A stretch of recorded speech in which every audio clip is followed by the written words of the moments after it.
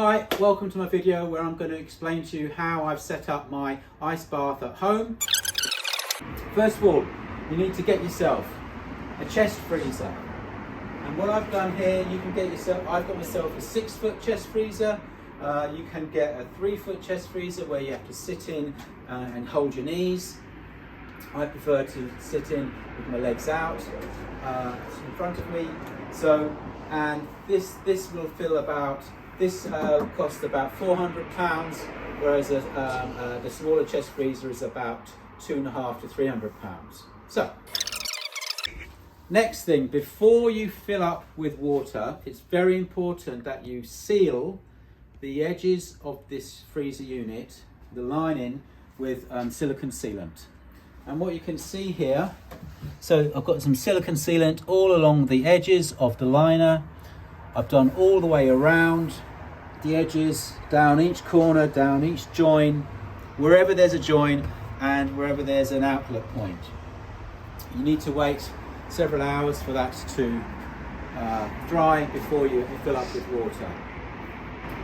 Then, once you fill up with water, fill up to about 6 inches below the top, because that's likely to, when you get in, the water will fill up and you'll only overflow into your indoors. If it's outdoors, it's not such a big deal.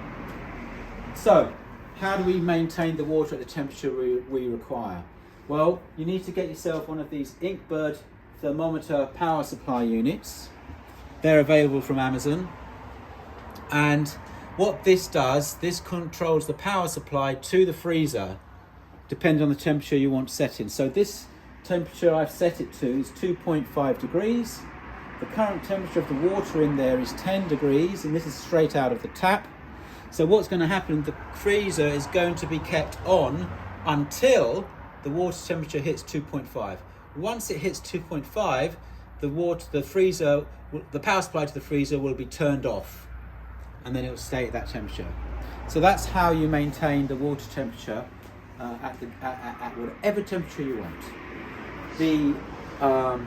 I would suggest going in first at about 8 degrees if you've not done this before, and dropping by about 1 degree a week until you get to about 3 to 5 degrees, and those are pretty good temperatures to get all you need out of ice bath therapy.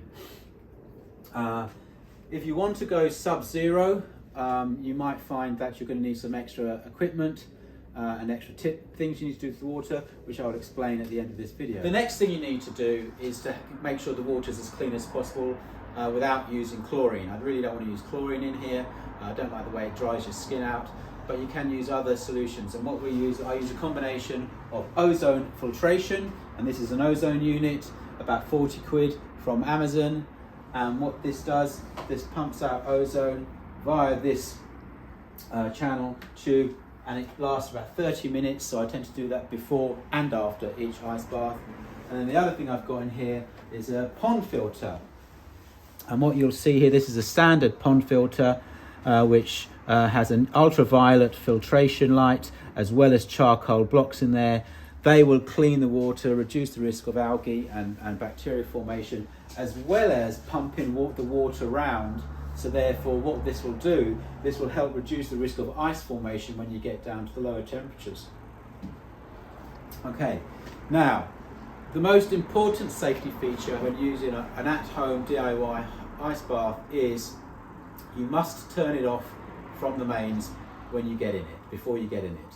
Because there's always a small chance of water leakage through maybe one of these seals, which maybe hasn't been perfect or has eroded, and entering the electricity system.